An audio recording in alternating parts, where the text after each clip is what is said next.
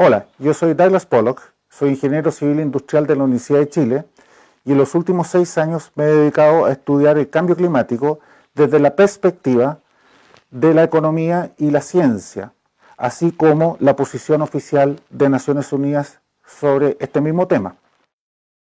Podría resumir que los dos eventos principales en este periodo ha sido mi asistencia a la conferencia climática considerada la más importante del mundo, ambas dirigidas exclusivamente a los ministros y asesores del presidente de Estados Unidos.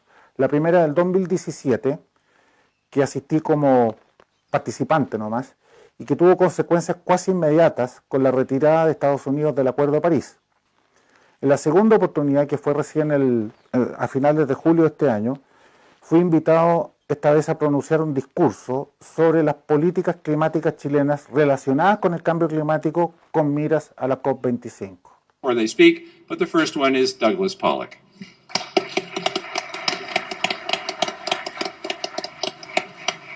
As it was until the early 90s.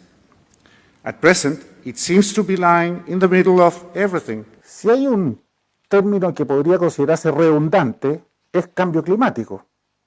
¿Cuándo no ha cambiado el clima en toda la historia de la Tierra por más de 4.000 millones de años?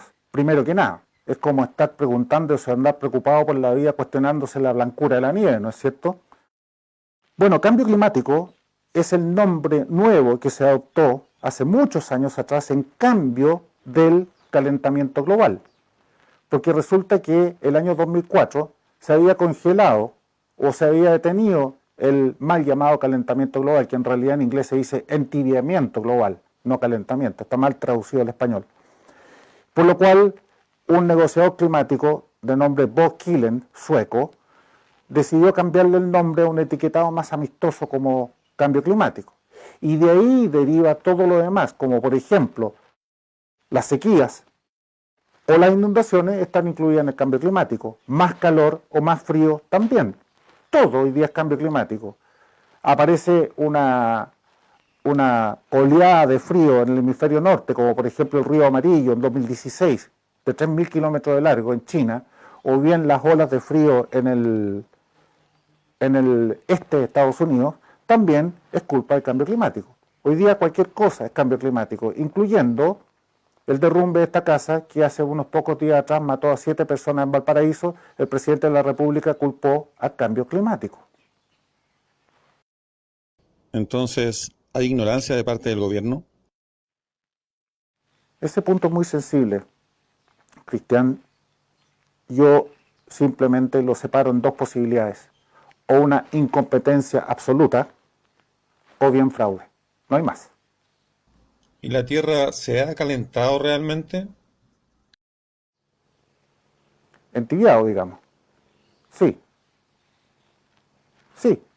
Bueno, es cierto, el planeta se viene calentando más o menos desde 1720, que fue el pic de lo que se llamó la mini era de hielo, que duró 500 años, entre 1350 aproximadamente hasta 1850.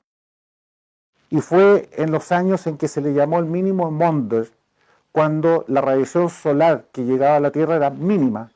En esa época se medía con las manchas solares. Había 0 manchas solares, hubo 0 manchas solares durante 70 años. Desde ese pic la Tierra se viene calentando, es decir, 230 años antes de cualquier influencia teórica del hombre, que partió, como se llama, la era industrial en 1950, con el gran desarrollo industrial de la humanidad después de la Segunda Guerra Mundial.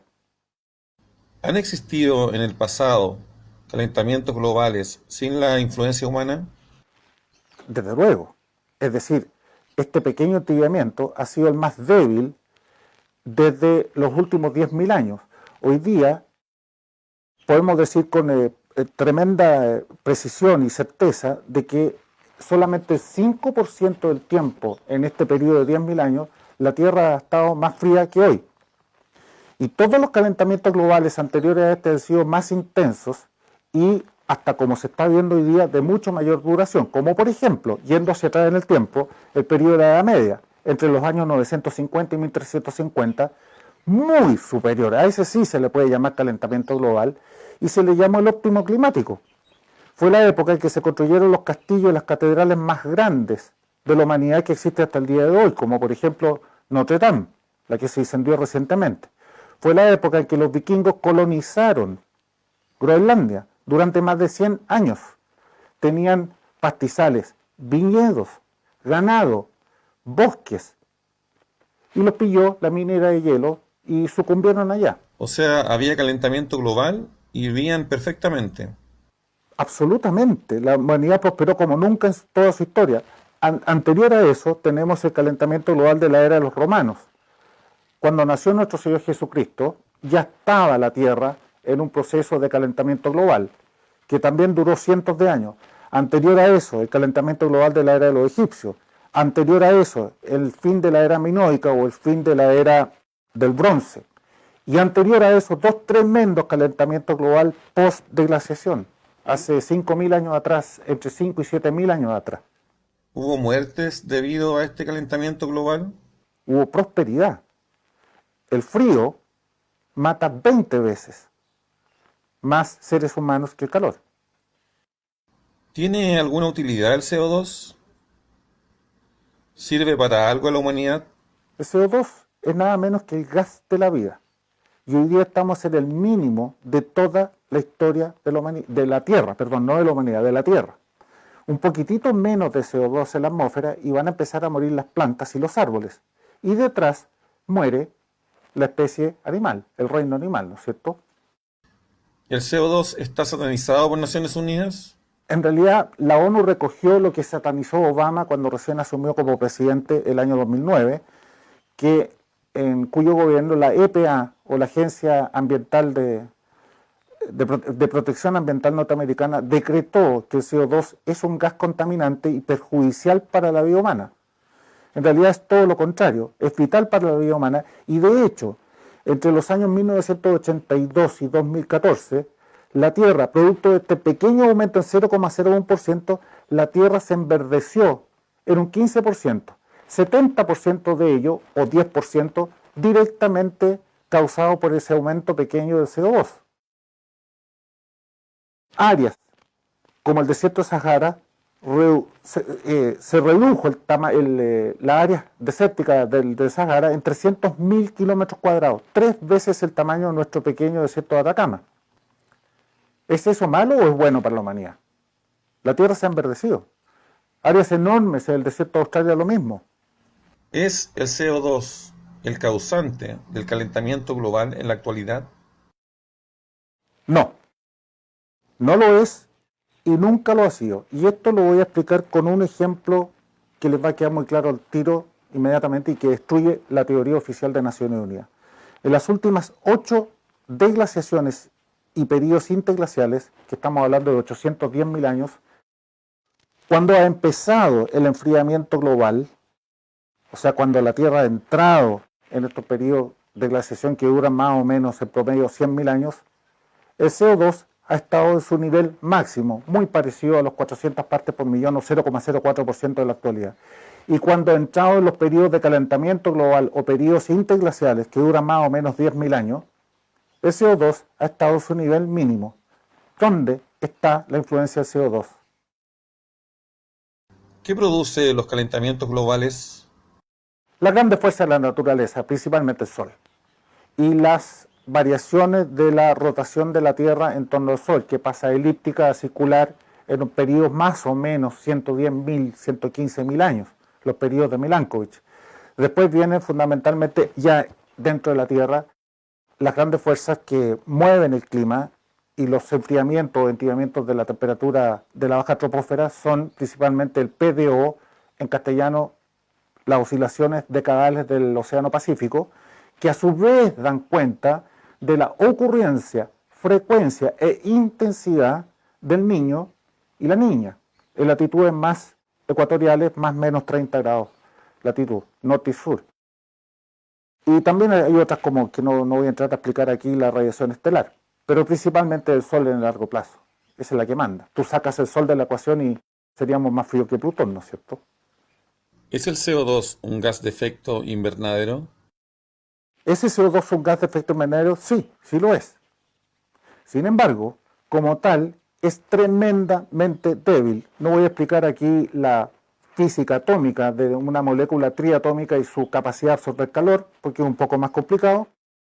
Y en segundo lugar, es una traza de gas infinitesimalmente chica en la atmósfera, el 0,04% o 400 partes por millón.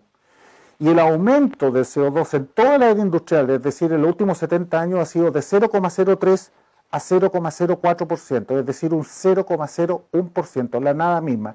Y de ese aumento, el ser humano, tomando los mismos números de Naciones Unidas, influye en un 4,3%. Sin embargo, el CO2, a su vez, representa el 3,6% de todos los gases de efecto invernadero. Vayan calculando ustedes porcentaje sobre porcentaje sobre porcentaje, la influencia humana es nula. Y todos los gases de efecto invernadero de la Tierra son aproximadamente el 1% de la atmósfera. ¿Dónde está la influencia tanto humana como del CO2 como tal, como gas de efecto invernadero? Ninguna.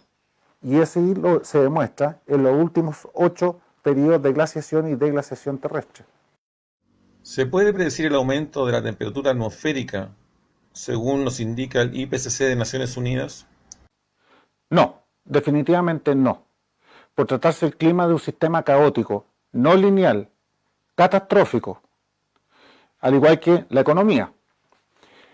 Y eso es precisamente lo que usa Naciones Unidas para decretar que en el futuro va a haber calentamiento global basados en modelos de predicción que jamás han constituido una prueba para demostrar una teoría científica, ni en el campo de la ciencia ni en el campo de la economía. Y es así como de los 117 modelos desarrollados por Naciones Unidas desde el año 1990 hasta el modelo 102, nomás habían gastado más de 50.000 millones de dólares en desarrollar estos modelos fracasados. Los 117 han fracasado sistemáticamente y ninguno se acerca a la realidad de la temperatura y o el aumento o estancamiento de la temperatura de la atmósfera en los últimos, a lo menos, 23 años. ¿Es catastrófico un aumento de la temperatura? No, al revés, es tremendamente deseable y beneficioso para la humanidad. El frío mata 20 veces más seres humanos que el calor. Y ya hablé anteriormente sobre los beneficios que trajo en la Edad Media el calentamiento global, órdenes de magnitud mayor al que estamos viviendo hoy día. Bueno, hagamos una pausa ahora y lo invito a seguir al aire libre porque me encanta el aire libre, me encanta el medio ambiente y soy amante de la ecología. ¿Qué les parece? ¿Vamos? Ya.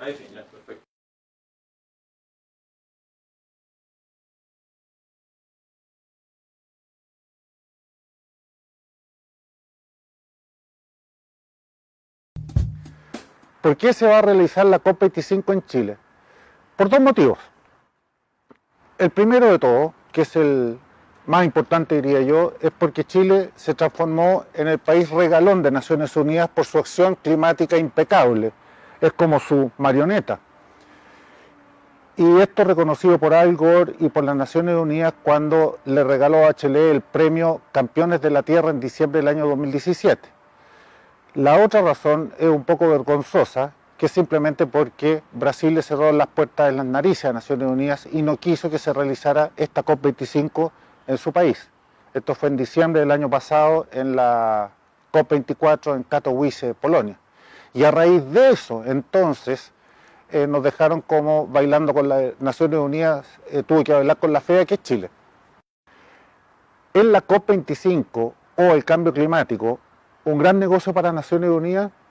Evidentemente que sí, pero sin embargo no es su objetivo final, hacer un gran negocio, porque dicho sea de paso, como ustedes sabrán, el negocio de las drogas en el mundo mueve 650.000 millones de dólares al año. ¿Saben cuánto mueve el negocio climático en el mundo? Naciones Unidas a la cabeza, el doble, 1,3 trillones de dólares al año. Ahora, evidentemente es un buen negocio y ahí ven ustedes los gobernantes como de Occidente están todos comprometidos con este fraude. El objetivo final de Naciones Unidas son dos. Primero, la repartición igualitaria de la riqueza a nivel global. ¿Les suena conocido eso? Socialismo, por ejemplo. Y el establecimiento de un gobierno global liderado por Naciones Unidas. Eso lo dicen hoy día sin ninguna vergüenza en sus tratados, específicamente el Tratado Copenhague de noviembre del año 2009, anexo 1, párrafos 36 y 38. Ahí está, lo dicen manifiestamente. Y lo dicen en sus informes de evaluación a lo menos en el cuarto y en el quinto de los años 2007, 2013 y 2014 respectivamente, sin ninguna vergüenza. Se justifica entonces que Chile adopte medidas de mitigación y adaptación al cambio climático siempre traducidas en impuestos y regulaciones y que siempre también impactan a los más pobres de cualquier país. No, bajo ninguna circunstancia. Y esto lo voy a explicar de una manera opuesta. Supongamos por un momento que la teoría de Naciones Unidas fuera verdadera. Aún así, no se justifica bajo ninguna circunstancia, toda vez que los países que representan a estas alturas más del 60% de las emisiones globales de CO2, China, India, Rusia y Estados Unidos, por distintos motivos, están de hecho fuera del Acuerdo de París, siendo que Chile representa apenas el 0,25% de esas emisiones globales. Además, hacia octubre del año 2018, y esto dicho por la presidenta del IPCC en conferencia de prensa mundial, el 92% de los países firmantes del Acuerdo de París no han pagado sus obligaciones financieras para salvar al planeta del apocalipsis.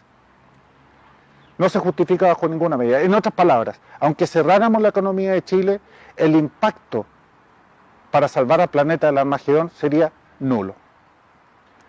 ¿Por qué el gobierno de Chile está impulsando tan agresivamente las campañas de mitigación y adaptación de cambio climático? Y me refiero al gobierno de Chile principalmente, esto partió con Lagos, pero de forma muy agresiva por los últimos dos gobiernos, el de Bachelet y el de Piñera. Yo no lo sé. Lo que sí puedo deducir por descarte son dos cosas. Ninguna de las dos, por supuesto, se justifica. Por un lado, una tremenda incompetencia, y que algún día salgan diciendo es que yo no sabía, eso no es justificable para gobierno alguno, de tirar al tarro la basura de la economía de un país, como lo está haciendo este gobierno.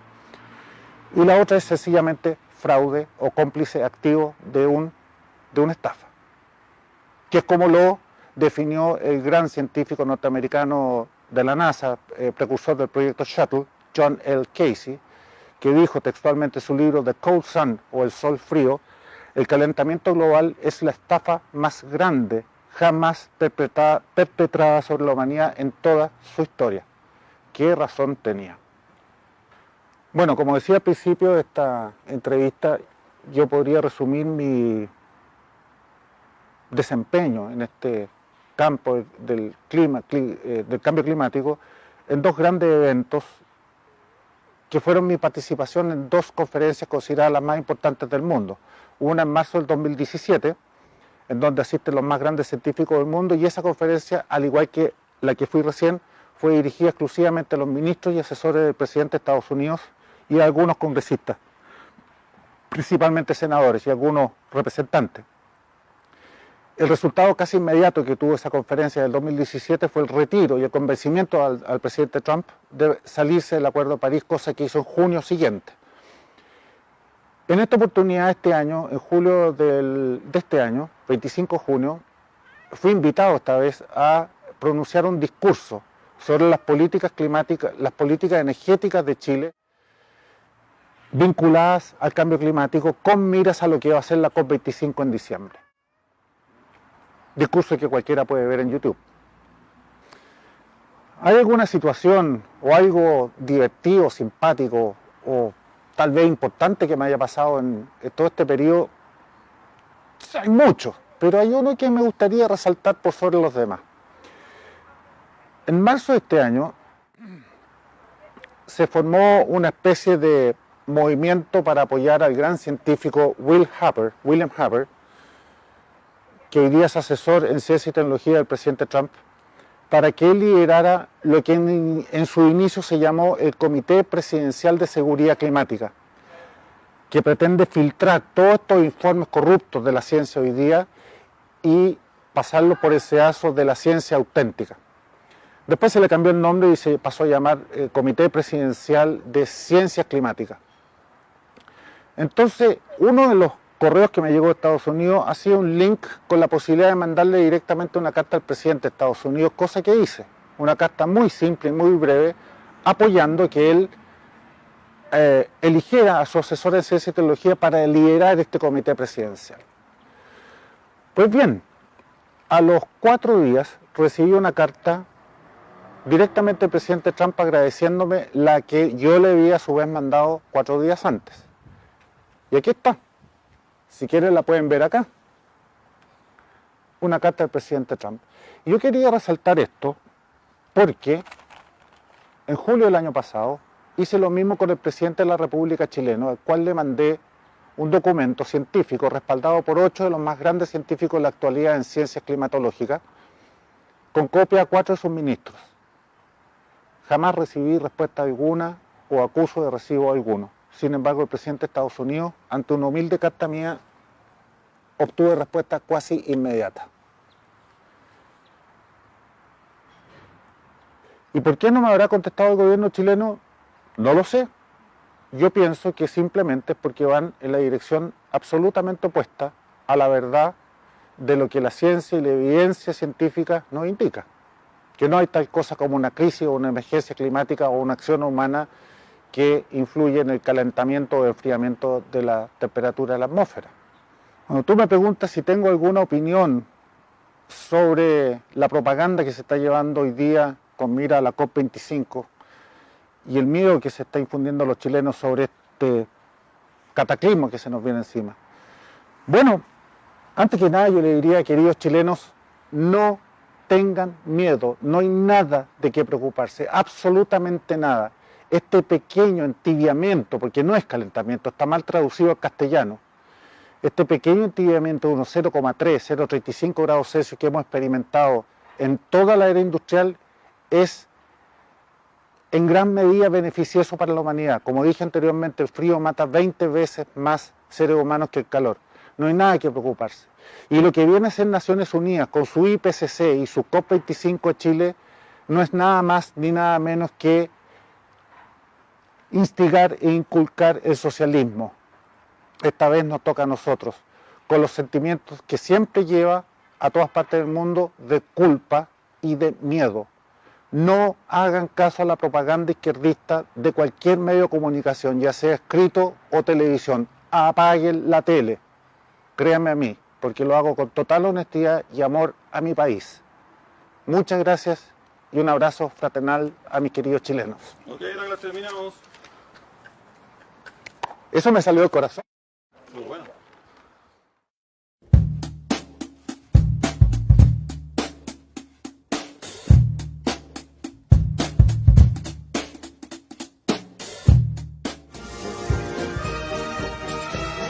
Cuidemos a Chile. Conversa, difunde, actívate.